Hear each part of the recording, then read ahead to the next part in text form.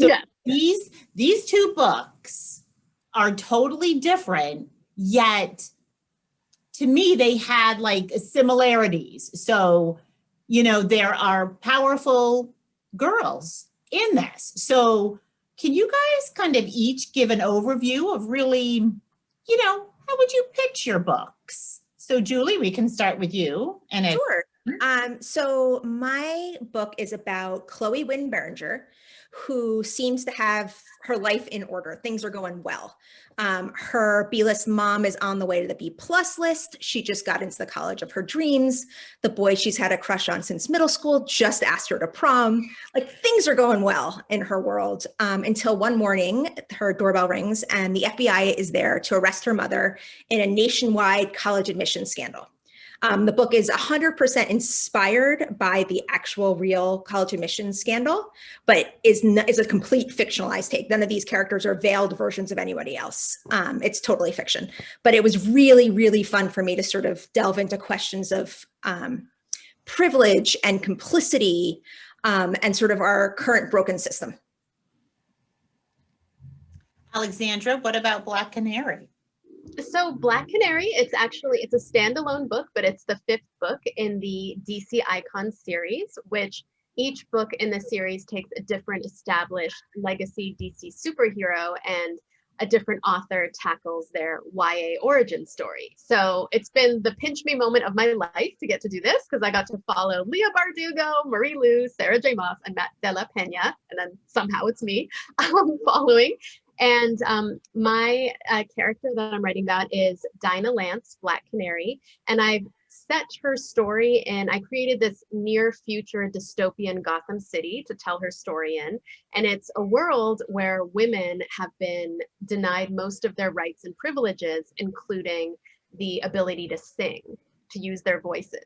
And Gotham City in this near future world is run by a very tyrannical, patriarchal organization known as the Court of Owls. So the book really combines superhero action adventure thrills with some of the deeper themes that I wanted to explore. And there's also a romance as well between two really epic DC characters, Dinah and Oliver Queen, Arrow. And yeah, I'm really excited about it. So now, how did both of your backgrounds play into the characters and in the book? Want to take it first? You go first. Oh yeah, sure, I'll start. So I feel like my background was honestly everything when it comes to this book. I think it was a huge reason why it was the reason why I was thought of for this character, because my former life, in my former life, I was a teen pop singer. So Black Canary's superpower comes from her voice. She has something called a canary cry, which is so cool. It's that basically she can let out this yell with her voice, this sound that's enough to shred metal, to take down her enemies, to wreak all sorts of havoc against bad guys. But a lot of comic book artists have kind of played with that to make her a singer or part of a rock band or things like that. So that's how I initially came to DC's attention as a possibility for this character. But what really struck me about Dinah, which also came from my background, was the idea that a female superhero's power could come from her voice. To me, that was so striking because my family, we come from Iran, and in the pre-revolution era, my family and the women in my family enjoyed so much power themselves. But the good kind of power, of course. My grandmother was Monir Vakili. She was Iran's foremost opera singer. And she was also this incredible advocate for other women in the arts. She opened the first co-ed boarding school for girls as well as boys to learn, the art of classical singing. She just created a lot of opportunities for other women. And so all of a sudden, when the revolution of 1979 happened, just overnight, women's rights were stripped. My grandmother's opera company that she co-founded was shuttered. The school was closed. She wasn't allowed, and no women were allowed to sing publicly.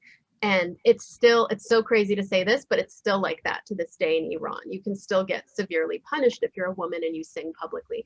So it was 100% my background that made me want to tell this story especially because I never got to meet my grandmother. I was born years after the revolution here in the States, and she had already tragically died in a car accident by then. And so this was kind of like my way of being able to sort of, just go back into my family's past, but sort of bring it into the future, into this dystopian world, and kind of play out those themes and try to, grapple with what the women in my family went through, what the women in Iran are still going through, and what is kind of often a threat to women even here in the United States. I mean, if it could happen there, it could happen here too. Hopefully not. And I feel like I was able to write a victory for her on the page that, I wish she would have gotten to see in real life. So that's my long explanation of how I love it. It was fabulous. That was fascinating. I actually now want you to write the story of your grandmother for real. Like, I would love to read that historical novel. I think that would be so interesting. For admission, I think some of my background played into the writing of it. And some of my life played into the interest in it. So I went to some fancy schools. I went to University of Pennsylvania and then Harvard Law School. And I was a lawyer. And so I think my legal background really helped in terms of digging into the material and sort of understanding the legal ramifications around the college admission scandal. When it first broke, I sat down and read the 300-page complaint purely because I was fascinated. This was before I knew I wanted to write a book about it.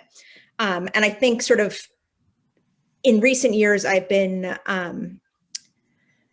tangling a little bit or metabolizing or understanding sort of how my own privilege has played into my educational background.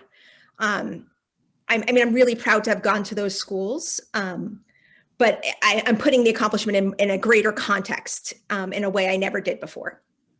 But more importantly, I'm a parent and I have 2 kids. I have an 8-year-old and an 11-year-old, and I'm raising them in Los Angeles. And I spend a lot of time thinking about how to be an ethical parent. I feel like we live in a world in which it's set up not to be ethical as a parent, and how tricky it is to raise children where we're supposed to, be a village, but we're pitting each kid against each other in the village. And then at what stage am I complicit in this larger system? When my kids are older and my daughter is writing her college admissions essay, will I help her and correct the first sentence to that kick-ass first sentence that I came up with because I'm a professional writer? Or will I be able to hold myself back and let her write that first sentence? What's the right thing to do there?